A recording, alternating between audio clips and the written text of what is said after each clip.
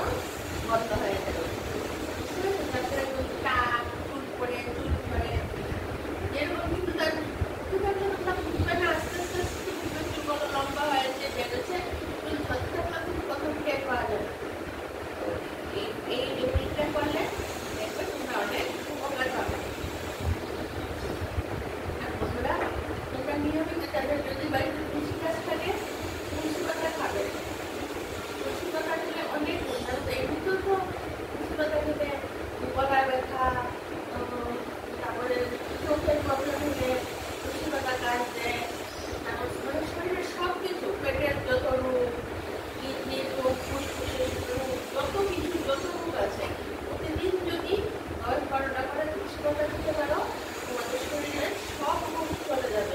তাছাড়া স্কিনও অনেক সুন্দর হবে, চুলও অনেক ভালো হবে। তুলসী পাতা যদি পেটে মুখে প্রতিদিন লাগাতে পারো, সপ্তাহে 4-5 দিন, এত সুন্দর মুখের গ্লেজ আসবে যে বলা যাবে না। বাড়িতে যদি গাছ লাগিয়ে নাও বা বাজার থেকে কিনে আনো, সবথেকে লাগানোর থেকে তো খেলে ভালো বলো, খেলে যে উপকারটা চট করে বা পাতার চুলের জন্য বলো, আর সব কিছু ভালো থাকলে চুল স্কিন ভালো হয়। তো পাতাটা যদি প্রতিদিন 10-12টা খেতে পারো, তাহলে স্কিন বলো চুল বলো খুব ভালো। মানে চুলের কতটা ফসা হলে সুন্দর তা কিন্তু না, রং শ্যামলার মধ্যে যদি স্কিনটা যদি সুন্দর থাকে, তাহলে তাহলে ফেসটা ঠিক ভালো লাগে, তাহলে এমনিতেই দেখতে ভালো লাগে। ছেলেগুলো নিয়ে বলো স্কিনটা ভালো হতে হবে।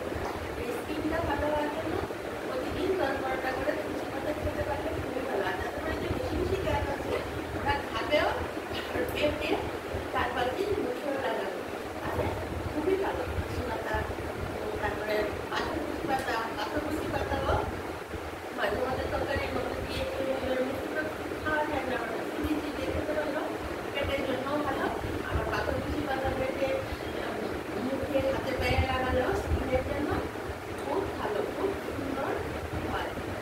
আর বন্ধুরা, তোমাদেরকে আরেকটা বলি, আম গাছের পাতা নিয়ে তোমরা জানো তো, কুচি কুচি আম গাছের পাতাগুলো আছে না, এগুলো যদি চিবিয়ে ফেলে মুখের দুর্গন্ধ দূর হয়, তারপর মুখের মধ্যে ঘাটা থাকলে এগুলো থাকলে এই কচি আম পাতা এত কচি আম পাতাটাকে দেশের মধ্যে এরকম গরম ছেঁকা দিয়ে, হ্যাঁ, তারপর যখন এটা যখন কালো কালো হয়ে যাবে, মানে গরম হয়ে যাবে পাতাটা, পাতা, তখন সেই ছেঁকাটা যদি যাদের সবসময় কাঠ ব্যথা থাকে, কাঠ ব্যথা যায় না, ওরা যদি ছেঁকাটা কাঠের মধ্যে দিতে পারে, তাহলে আস্তে আস্তে কাঠ ব্যথা ঠিক হতে অনেকটা আছে না, কাঠ ব্যথার একটা স্বভাব আছে, কাঠ ব্যথা করে ওই চিরতরে এই কাঠ ব্যথাটা দূর হয়ে যাবে।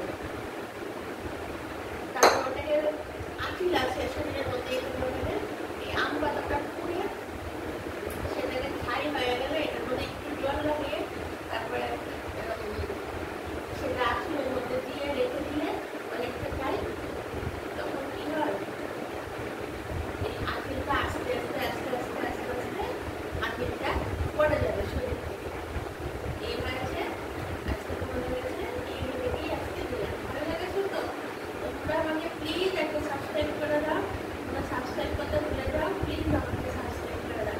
আর কমেন্ট করে জানাবে যে আমি যদি বলছি, আমিও কারোর থেকে জেনেই বলছি, এটা নিজের থেকে বলছি না, যে তোমাদের ভালো লাগছে কিনা, তোমরা প্লিজ আমাকে কমেন্ট করবে, আমারও ভালো লাগতে হবে, তোমাদের কমেন্টের উত্তর দেওয়ার চেষ্টা করবো। আমার